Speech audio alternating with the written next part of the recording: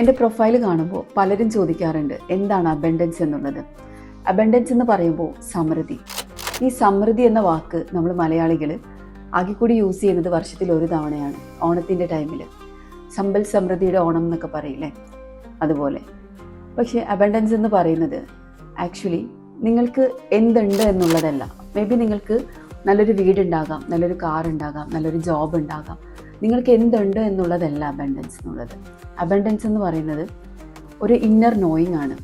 നമുക്ക് എന്തൊക്കെ ഉണ്ടെങ്കിലും നമ്മുടെ ഉള്ളിൽ ഫുൾ ടെൻഷനും സ്ട്രെസ്സും ആങ്സൈറ്റിയും ഒക്കെ ആണെങ്കിൽ, ഒരു തരം നിരാശയൊക്കെയാണ് നമ്മുടെ ഉള്ളിലെങ്കിൽ, നിങ്ങൾ ഒരിക്കലും ഒരു അബൻഡൻറ്റ് മൈൻഡ് സെറ്റിലുള്ള ഒരാളല്ല.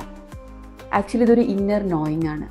നമ്മളെ തിരിച്ചറിയുന്ന ആ ഒരു മൊമെൻറ്റിൽ നിന്ന് അബൻഡൻസ് സ്റ്റാർട്ട് ചെയ്യും. You are the root of your abundance.